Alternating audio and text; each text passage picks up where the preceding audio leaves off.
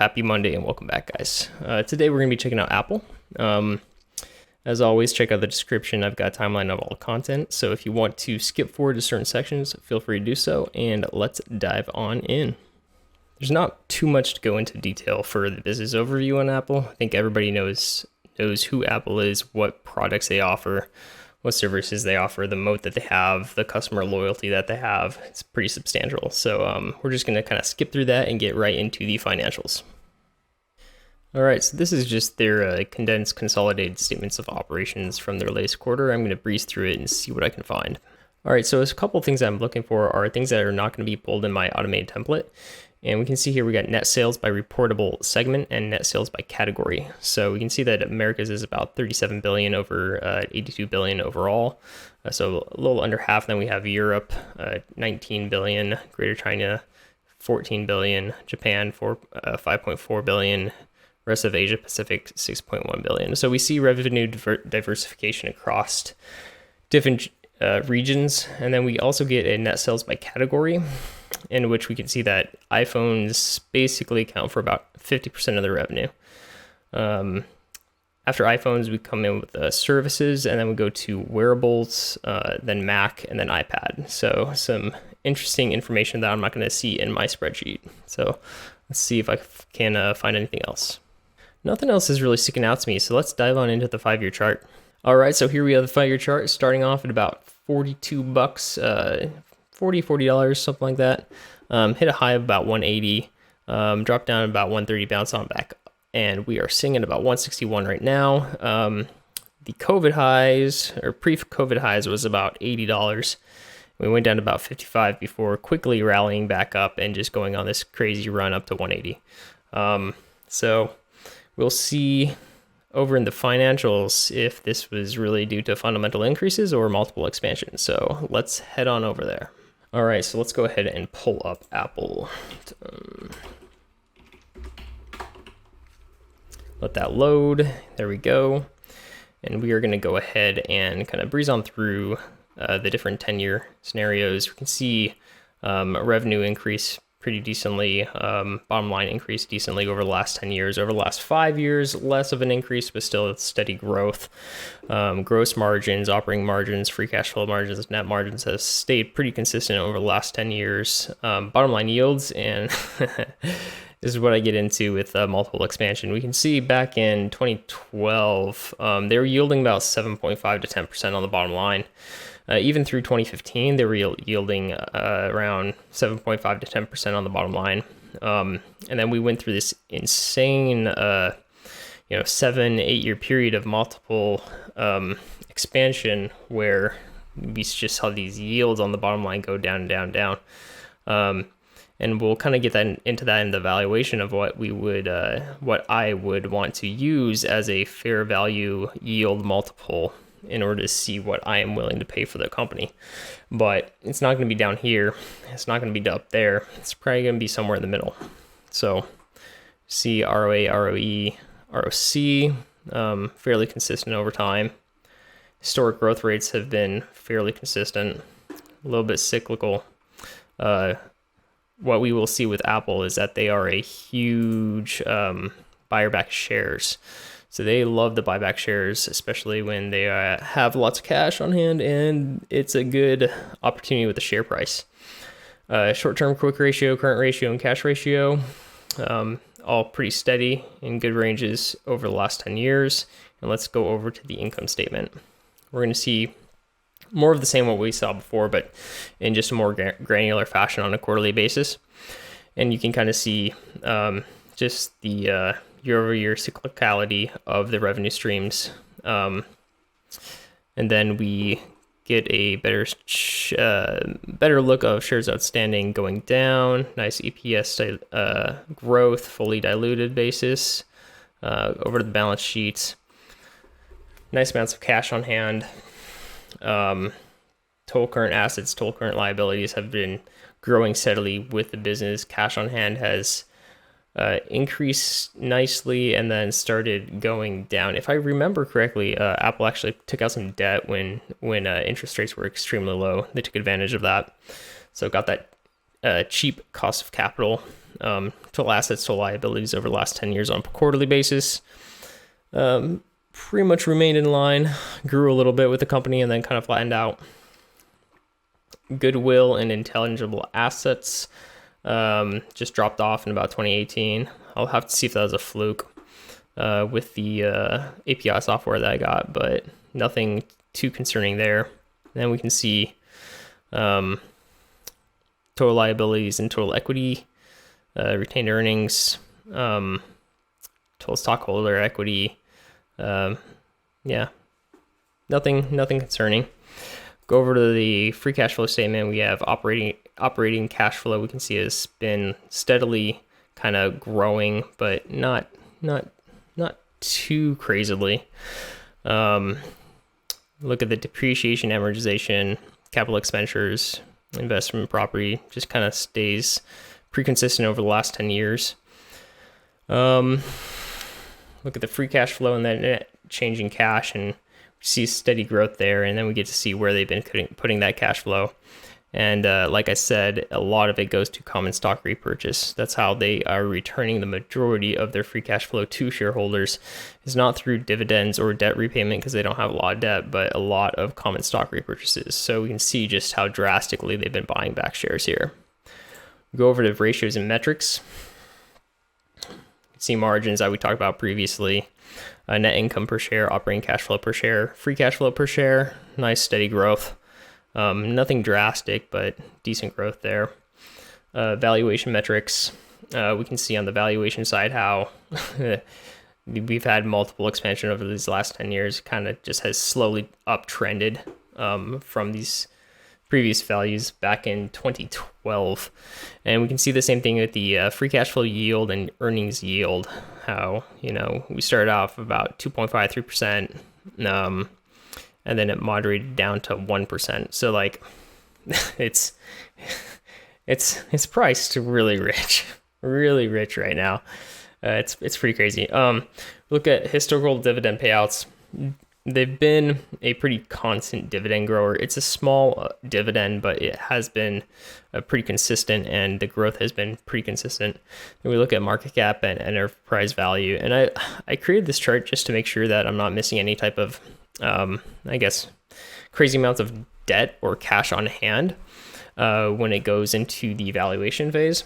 Because if we have a crazy amount of debt, then their enterprise value is going to be way higher. Like if it's a 50 bill market cap company, but they have 50 bill in outstanding debt, then really you have to do the evaluation based off of that 100 billion, because it's not only the total market cap, but also the debt that they're carrying minus the cash that they're holding. So vice versa, if they have tons of cash and their market cap is 50 billion, but they have 10 billion in cash, you can kind of consider, or I would sometimes consider their market or their enterprise value obviously is going to be 40 billion. So you can do your valuation metrics off of that if we have a drastic deviation between market cap and enterprise value. Going to growth percentages, we can see they've had constant growth. Some years have been much better than others as far as revenue and gross profit growth. But yeah, it's been pretty steady and consistent, but nothing insane. Here we go is a good demonstration of buybacks. In 2014, they were doing almost over 5% buybacks. So I kind of look at that as like a dividend, right? So they're buying back 6% of their shares. I increased my ownership by 6%. So they've been heavy buybacks over the last previous years. Over in 2021, they did about 3.78% in buybacks. But yeah, you can see heavy buybacks: 6%, 5%, 5%, 4.75, 4.75, 7%, 5.7%, 3.7%. So just crazy amounts of buybacks. EPS growth, kind of see on a percentage basis, and probably moderated somewhere around like 10%, 12%, something like that. Then dividend growth. So if we go into the model here, we are going to see the 5-year averages, bottom line growth of 12.83%, EBIT yield spread of 3.56%. That's valuation wise over the last 5 years. Net yield spread at 2.55%, free cash flow yield spread at 2.9%. Dilution on average over the last 5 years, they've done 4.3% in buybacks per year. And they currently have a dividend yield of about 0.56%, assuming all of this data is accurate. Give me 1 second, and I'm going to clear some of these metrics out and put some of my assumptions in. All right, so here I have my assumptions in place, and I'm being pretty safe with this, and I'll share my thoughts later on it. But so on the risk-free rate, the 10-year treasury, I've got very bearish 4.8%, very bullish 1.99%. Dilution, I have buybacks of 1.52 on very bearish, 2 buybacks of 4.8 on very bullish percentage basis. Very bearish bottom line growth, I have at 7.22% up to 13.83%. That kind of comes in line with pretty much their revenue growth or their bottom line growth over the last 5 years. On the EBIT yield spread, I have 3.86% on the very bearish scenario to 2.06% on the very bullish scenario. A very bearish scenario for the net yield spread, I have 3.84. Very bullish, I have a yield spread of 2.05. Free cash flow yield spread, very bearish of 3.75 to 2% yield spread in the very bullish scenario. So a little bit about why I'm choosing these. Basically just goes back to this chart. We can kind of see like how drastically the market has increased the multiple that it's assigning to Apple. And a lot of that is well deserved, right? Don't get me wrong, but do I believe that it should be trading in line with the 10-year treasury risk-free rate right now? That's a lot to ask for. Like I'm not super confident that they're going to be able to grow at, 20% year over year for, another 10 years. Obviously in my assumptions, I think, 13% is very doable, but I don't know. How high this multiple is and how low they're yielding right now, I just see for a lot of, I don't see for a large chance of multiple expansion through, essentially the market assigning it a higher multiple and the yields coming down even further. I mean, the yields right now over the last LTM, 1.25% is the spread, 0.5% for net is the spread, 0.87% is the spread. So it's just, that's a lot. Like 2% in a very bullish scenario, I feel comfortable with, given its growth prospects. I just don't know if they are going to be able to grow at a drastic rate. Like if I thought they could grow at 20%, that would change a lot of these scenarios, and maybe I should use that. Maybe I should use a 20% very bullish growth rate and maybe down to like a 10% very bearish growth rate. But I just don't have a lot of confidence in that. As I learn more about the company, maybe I will. I don't know. But based off of these assumptions, we've got, and this is what's dangerous. This is what's dangerous when you have something that's trading at such a high multiple. If it reverts to the mean and you have multiple contraction, you're just facing a huge headwind going forward as far as the share price. And it's going to be really hard to make up that ground on the share price with increasing bottom line fundamentals. So I don't know. Like for me, this is just a hard one. I would have to be able to see a lot of growth and be able to see it staying at a very, very, very high multiple. And I'm not confident that will happen. So in my very bearish 2026 price target would be 107. For the bearish, it'd be 141. For the base case, it'd be 190. For the bullish case, it'd be 261. And for the very bullish case, it'd be 368. So due to the fact that I'm just not comfortable getting into something that's really going to have to stay at a very high multiple for the price to make sense, I'm probably not going to ever hold Apple as an individual stock unless it gets down to some crazy low price points. we can kind of see these crazy low price points of like, you know, bullish should have to be $117. The base case, I'd have to get it down to $85 if I was targeting a 17.5% rate. So, yeah, I mean, probably nothing I'm going to own anytime soon. Usually what I'm looking for in a company is I'm looking for high amounts of bottom line cash flows that they have control over, that they can use to pay back the shareholders in dividends or buybacks. And I'm also looking for what I would deem a fair multiple, right? Like if you were buying Apple back here in 2012 at this 5.7 to 10% yield rate, right? Well, you're getting the best of like everything. You're getting a really good company, really strong moat, really good products, consumer loyalty. They're getting 7.5 to 10% on the bottom line. They're distributing that back to shareholders through massive amounts of buybacks. So their float is consistently decreasing, right? Plus, you get the optionality of if the market starts to value this company higher, you can go through multiple expansion, which is what happened here, and see a crazy amount of share price upside just based on the multiple expansion. And right here, we're kind of in the opposite.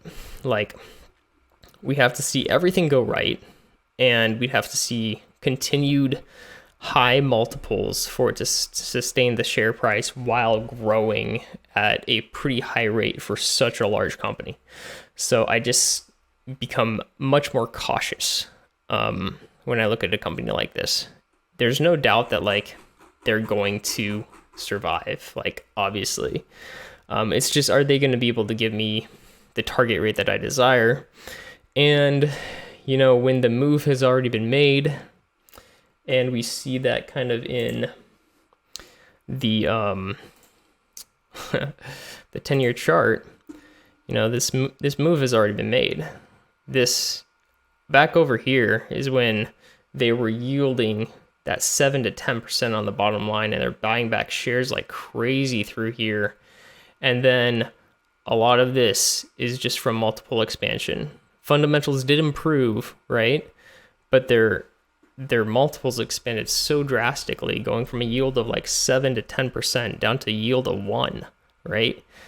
That's crazy multiple expansion. So for me, you know, this is nothing that I am going to jump into anytime soon, but I am definitely going to put in my watch list and see, you know, see where it's at. So if I take Apple here, I'm gonna take this and I'm gonna go ahead and drop it. Whoops.